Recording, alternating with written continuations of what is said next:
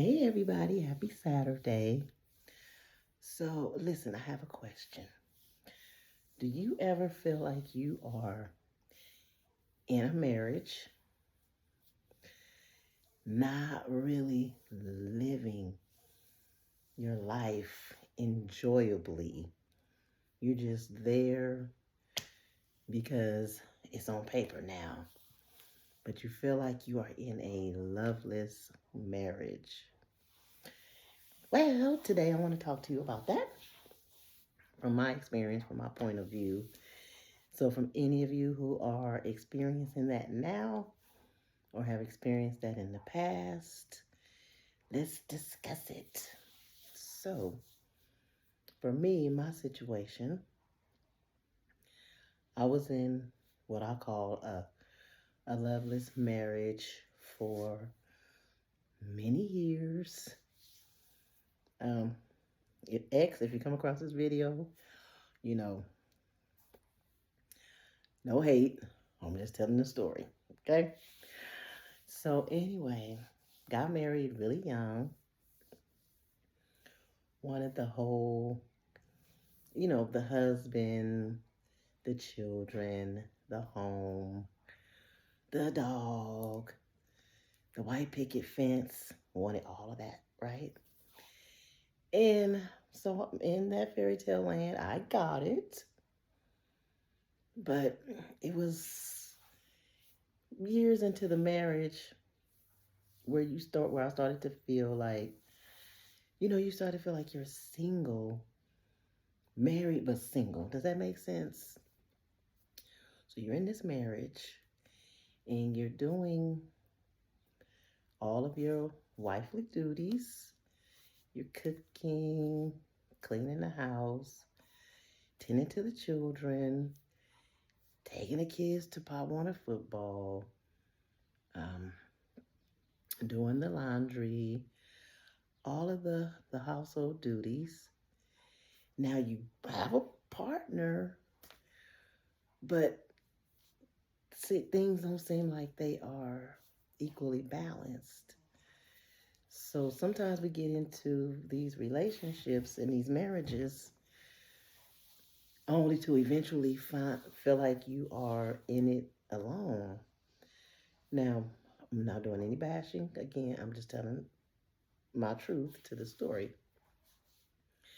So you start to feel when things aren't reciprocated, you start to feel um, undervalued, not appreciated, and lonely, but you're in a marriage. You're married, but you feel lonely. And so that's how that was. Each partner kind of was doing their own thing, going their separate way, but you're married. It's not a good feeling. And so you live that life for years. And then at some point, you start to ask yourself, okay, first of all, when you're young, you don't really know any better. But as you get older and you see other couples or you talk to other couples and you start to express or discuss kind of your situation a little bit, you start to come to realizing, this is not really what I signed up for. I signed up, to be married.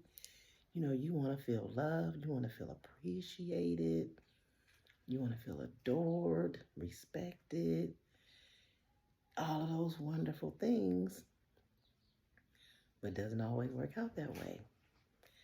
So as time goes on, and here's the thing, a lot of people stay in broken marriages for different reasons.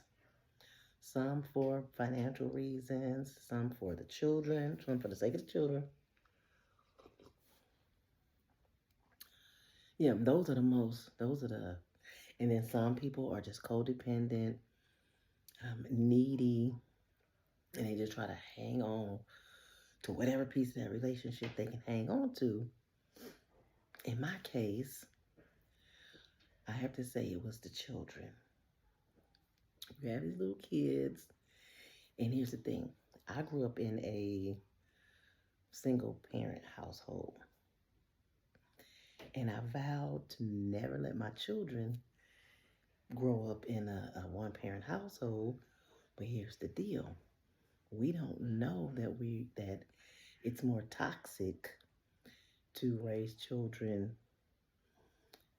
in a household where love is not being shown, more arguing and fighting is being shown, opposed to cutting the losses, or I don't want to call it a loss, but cutting the situation that is no longer serving you at your highest good. It's not positive. Go ahead and separate, go your own way, and then just let the children visit each parent, on a schedule. But again, you're not knowing this, you're young. But even as you get older, again, as time goes on, you're attached, you feel like you're stuck in this situation and you don't know how to get out of it. So you stay and you continue this vicious cycle of being in a loveless marriage. And it doesn't feel good at all. During that time, you lose your self esteem. And let me tell you something, building self esteem back up takes work because your self worth just plummets because you allowed yourself to become kind of like a doormat over time, just being walked over. And so then your self esteem is just crushed. It's just plummeted to the ground. So it takes time, first of all, to build up courage to finally get enough respect for yourself to say, I deserve better than this. This is no longer serving me. It's not healthy for the children. So then you have to make a plan. You got to sit. You got to talk to yourself. You got to pray about it. And then you have to make that exit plan. You got to figure things out. If finances is a problem, then you have to figure out, okay, how can I get enough money to get ready to move on, to move forward with my life, because I'm just in a vicious cycle and I'm stuck. Got to figure that part out. If it's the children, you got to ask yourself, what's healthier? Staying in this situation where I'm not feeling loved or valued or appreciated, or take me and the children and we'll just have to figure out a visitation schedule. Again, for me, a big part of staying was for the children because I wanted them to be in a two-parent household. Go.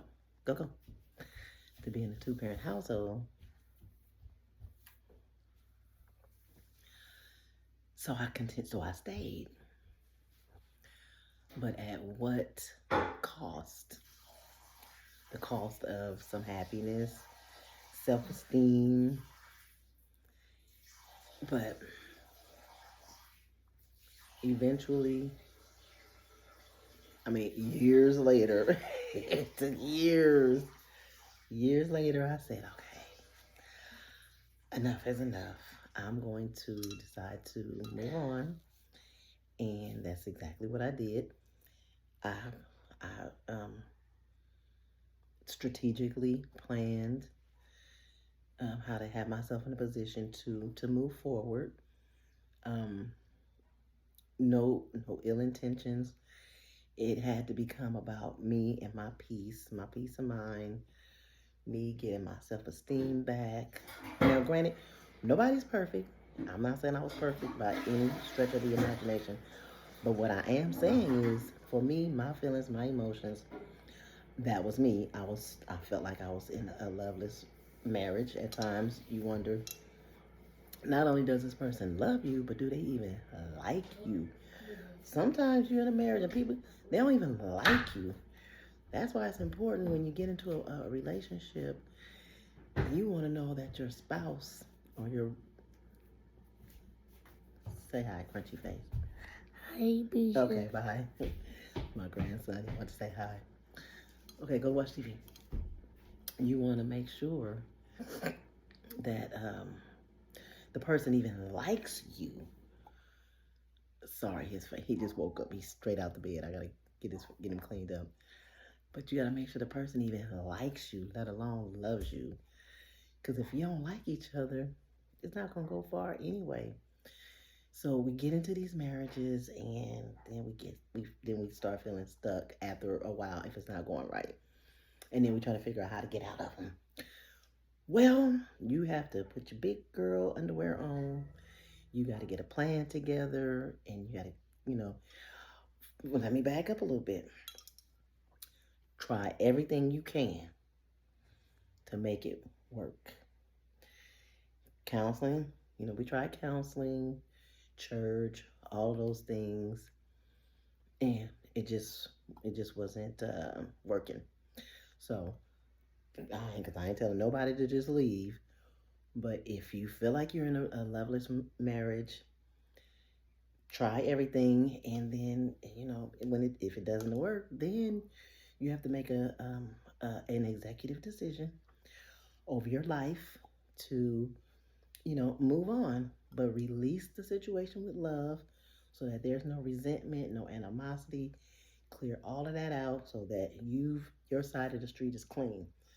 And that's the only thing I can tell you. That's what I suggest to you. And if you're in that situation, but and just operate in positivity, operate in love.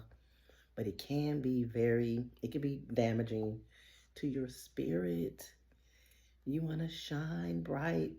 You want to be with the proper person that you are intended to be with. Yeah, you've given your all in the situation.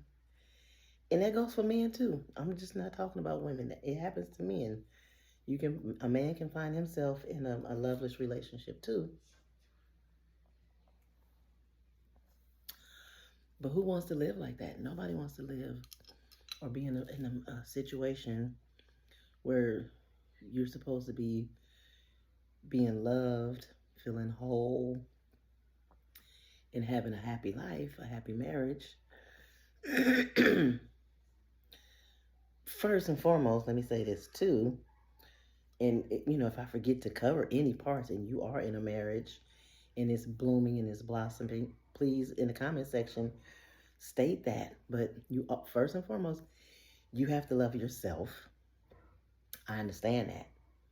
However, we get married because we're whole. We want the other person to be whole, and together we have a whole relationship, and we are pouring into each other. We're pouring love into each other. So when it's not that, then it's time to move on. You're just not with the right person. And a lot of times we get married knowing we were not supposed to marry that person. But for whatever reason, we moved forward and got married. I did that twice. It's just the second time, I did not stay as long. I said, "Oh no!" It's immediately when I saw that it wasn't going the way it was supposed to go. I said, "I can't. I'm not going to do that to myself again." And so sometimes you just have to know when it's time to go. A lot of times we stay in relationships way too long, and a lot of damage gets done. So I'm just here to tell my little story, my testimony, and offer some advice. Prayerfully, this has resonated with somebody. I would love for you to leave comments in the comment section. Let me know if you are in a marriage, if it's loveless, or if you're in a marriage and it's blossoming. We love to hear wonderful stories. Give the video a thumbs up, and don't forget to leave a comment in the comment section if I didn't mention it. I think I just mentioned that. But also, subscribe to the channel, and let me say thank you to all the new subscribers. I appreciate you. The channel is growing. And I'll see you guys in the next video. Don't forget, like, comment, and subscribe. See y'all later. Bye.